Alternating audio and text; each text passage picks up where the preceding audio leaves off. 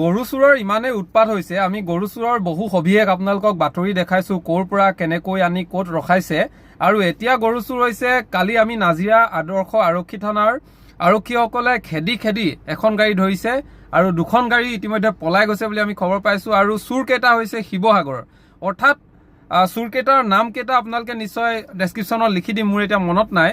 এই চোৰবোৰে ইমানেই ইহঁতি সাহস পাইছে, ইহঁতি বিলাসী গাড়ী লৈ ৰাতি গৰু লৈ আহে। আৰু কেইটামান আমি সংসূত্ৰ পাইছো যে এনেকুৱা যি মাছ বেপাৰী মাছ বিকিবলৈ আহে গাঁৱে গাঁৱে, কিছুমান আহিছে, আহি মাছ আচলতে বিক্ৰী কৰা চলেৰে গোটেই গাঁৱত কিমান গৰু আছে এই গৰুবোৰ চাই গৈছে। আৰু তাৰ পাছত ৰাতিলৈ এই গৰু চোৰৰ লগত মিলি ইহঁতি গৰু চোৰ প্ৰক্ৰিয়াটো কৰি আছে। এই ধৰণৰ আমি বহু উদাহৰণ পাইছো আৰু হাতে লোটেও কিছুমানক পাইছো, পূৰ্বতে আপোনালোকক আমি ভিডিঅ' দেখাইছো। আৰু এইকেইটা চোৰ হৈছে শিৱসাগৰৰ, যিকেইটা এতিয়া নাজিৰা আৰক্ষীয়ে কৰায়ত্ব কৰিছে। নাজিৰা আৰক্ষীৰ তৎপৰতাত তেওঁলোকে ধৰিবলৈ সক্ষম হৈছে বুলি ক'লেও ভুল কোৱা নহ'ব।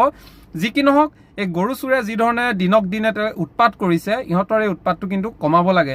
কাৰণ যি নিমাত জীৱ, যাক গৰুক আমি ভগৱান হিচাপে পূজা কৰা হৈছে, আৰু সেই গৰুকে বৰ্তমান সময়ত এনেকুৱা ধৰণে এখন সৰু গাড়ীত 5টা-6টাকৈ যিদৰে জাপি লৈ গৈছে, ইমান নিষ্ঠুৰ মানসিকতা কিদৰে হ'ব পাৰে এই চোৰবোৰৰ। আৰু এই চোৰবোৰৰ মানসিকতাক আচলতে কিদৰে গঢ়িছে, কেনেকৈ প্ৰশিক্ষণ দিছে, কোনে দিছে, এই সকলোবোৰ আচলতে তদন্ত হোৱাটো আমি বিচাৰো।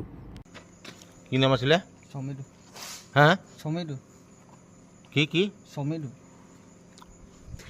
সমিদু কি? আলি। কি নাম আছিলে? মেৰাজ।